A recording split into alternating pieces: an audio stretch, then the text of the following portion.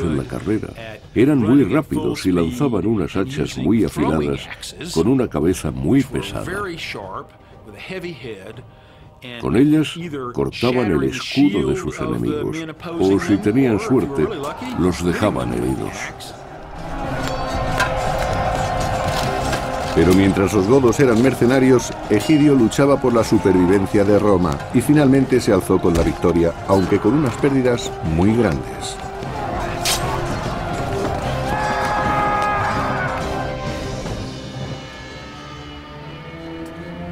Egidio y sus hombres se recuperaban del ataque de los godos en los campos de batalla de las Galias, pero el general sabía muy bien que en el futuro habría más combates.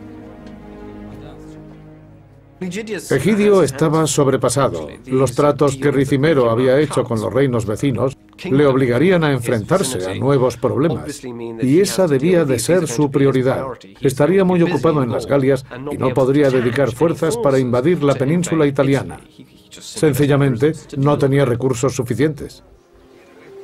Desesperado por no poder enfrentarse a Ricimero en Roma, utilizó un inesperado recurso como ayuda. Egidio mandó un mensajero hacia el sur en busca del gran enemigo de Roma, Geiserico, que siendo rey de los vándalos, se había apoderado hacía más de 20 años del norte de África, el granero del imperio.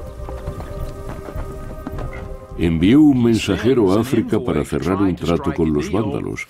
Egidio debía de estar muy preocupado por si esta maniobra se hacía pública. Debía de hacerlo con discreción. Pero por otra parte es posible que se dijera, bueno, si llegamos a un acuerdo con los vándalos, puede que el futuro no se presente mal. Sin embargo, también debía preguntarse qué otras cosas podría darles a esas gentes que se habían hecho con la parte más rica del imperio. Después de pasar por las Galias y por Hispania, el mensajero de Egidio llegó por fin al norte de África.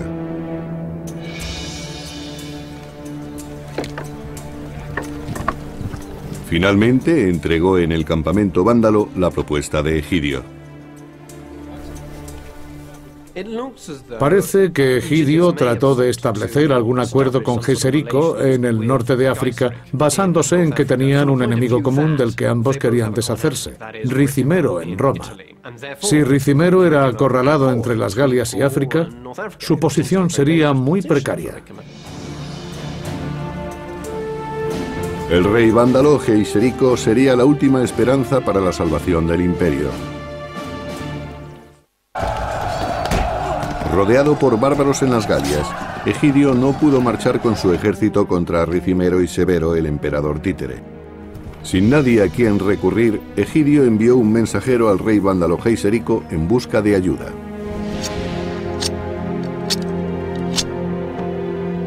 En Soissons, a miles de kilómetros del reino vándalo del norte de África, Egidio esperó ansiosamente la respuesta.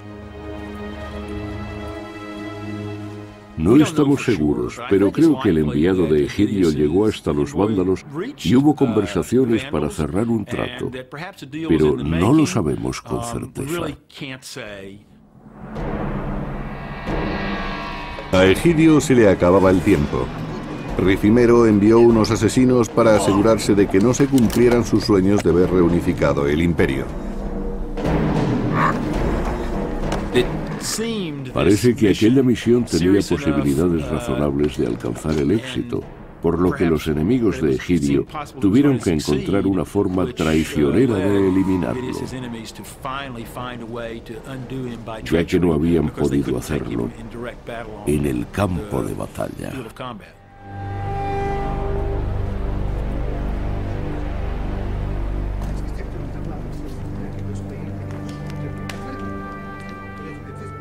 Habiendo sido eliminado Egidio, el ansia de poder de Ricimero creció aún más y aplacó su sed de sangre con la vida de Severo, su nuevo emperador títere. Ricimero ponía y quitaba emperadores a su antojo por medio de la violencia, siempre tratando de encontrar un hombre sin ambiciones propias, alguien que no fuera obstáculo para que él pudiera manejar el poder. El problema de Ricimero consistía en que cuando ponía un títere en el trono de Roma, éste quería dejar de serlo. Pero ahora que tenía todo el poder, la ambición de Ricimero y su sed de sangre parecían ilimitadas. Durante 2 años, Ricimero gobernó Roma sin proclamar ningún emperador.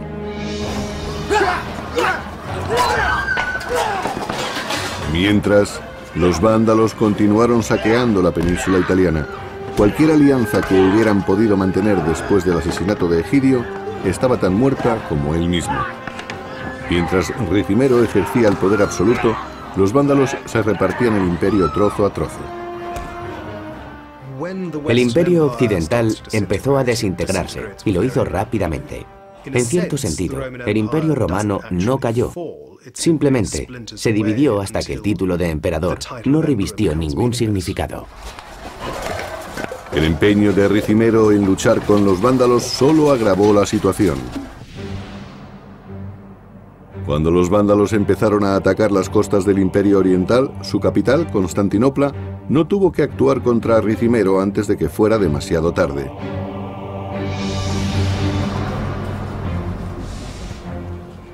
Dentro de la protección de sus murallas, León, el emperador de Oriente, concibió un plan contra Ricimero para salvar el atribulado Imperio Occidental de los invasores bárbaros.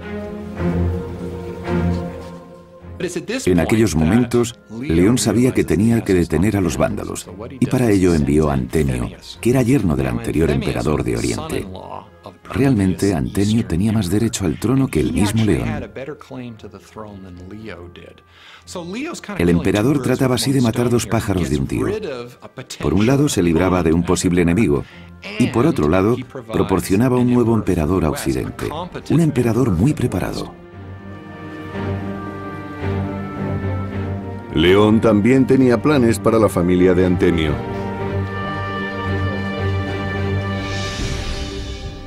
Desde su hogar en Constantinopla los envió a Occidente, al palacio romano de Ricimero.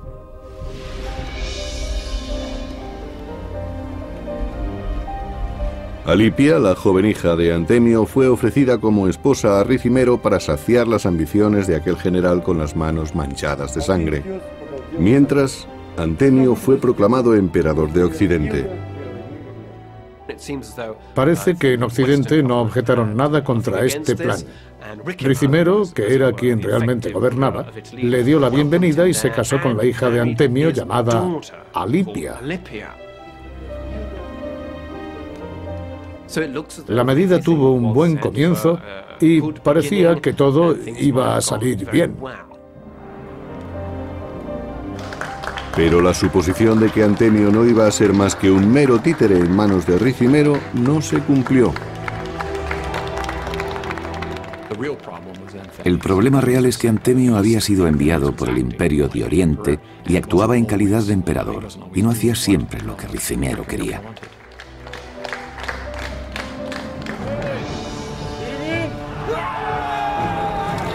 En el año 468 después de Cristo, cuando Antemio gobernaba en Occidente, el emperador de Oriente, León, financió una expedición a gran escala contra los vándalos de Sicilia. No se conoce ningún caso, si no es por algún interés particular, en el que Oriente ayudara militarmente a Occidente.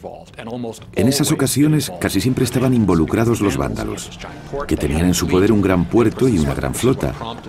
Que ellos pudieran atacar cualquier punto del Imperio Oriental fue lo que motivó la gran expedición del año 468.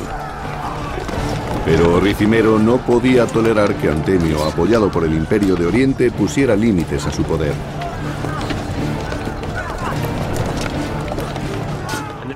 De acuerdo con la tradición occidental, el emperador no era más que una figura decorativa.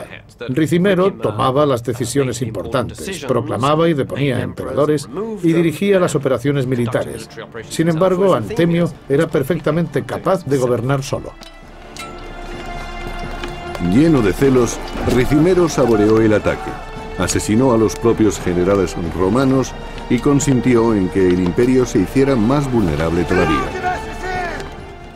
Fue una gran catástrofe, y desgraciadamente la flota que dirigía el yerno de León quedó totalmente destruida.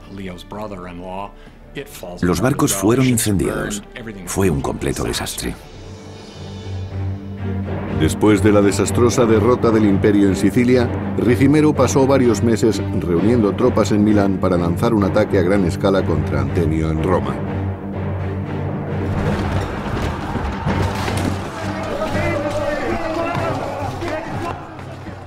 Ricimero sitió con su ejército a Antemio en Roma durante 9 meses, hasta que la ciudad finalmente cayó. Durante el asedio, León envió mensajeros a Ricimero y le dijo que estaban inmersos en una gran catástrofe. En una guerra civil, tenía que hacer algo para remediarlo.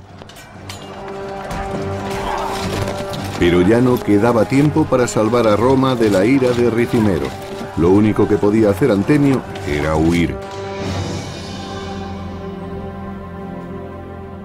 Siguiendo una conocida tradición, Antemio buscó refugio en una iglesia.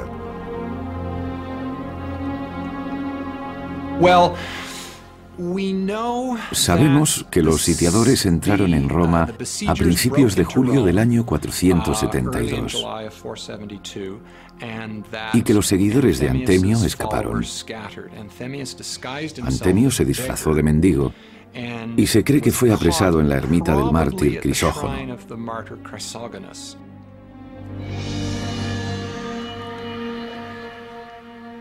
Pero esta vez, Ricimero no alquiló a ningún asesino para que silenciara al emperador.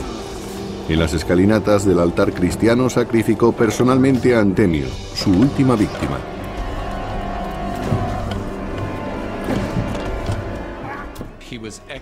Fue ejecutado.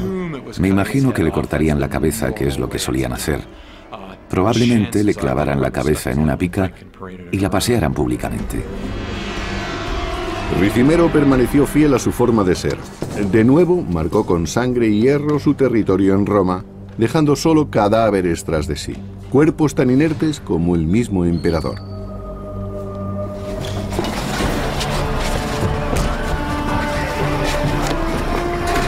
Otra vez sin emperador, Roma sucumbió a la anarquía y la violencia. Los bárbaros encontraban poca resistencia cuando saqueaban las ciudades.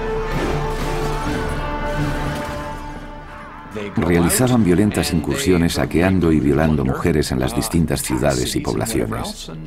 Luego se retiraban rápidamente. El pueblo tenía que sufrir esto todos los años. La situación era absolutamente inestable. Ricimero no hacía nada mientras el imperio se autodestruía. Como siempre había hecho, solo se preocupaba por sí mismo, aumentando su poder con la debilidad del imperio. Se dio entonces una circunstancia muy peculiar. No se parecía necesitar un emperador y resultaba difícil encontrar una misión para el jefe militar de los ejércitos de Occidente. Se debían de preguntar para qué necesitaban al emperador. La sociedad se iba apartando del sistema propio del Imperio Romano y se abría a otras opciones. Ricimero fue un hombre que edificó su destino y su poder sobre los incontables cadáveres de sus enemigos, tanto bárbaros como romanos. Ya no quedaba nadie más que él. Era dueño del imperio, aunque solo figuradamente. En unos tiempos tan turbulentos, incluso los detalles que conocemos de la muerte de Ricimero son confusos. Prisco, la única fuente, nos dice que murió vomitando sangre copiosamente.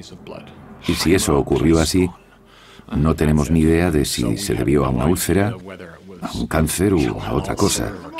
Con las fuentes existentes no podemos saberlo.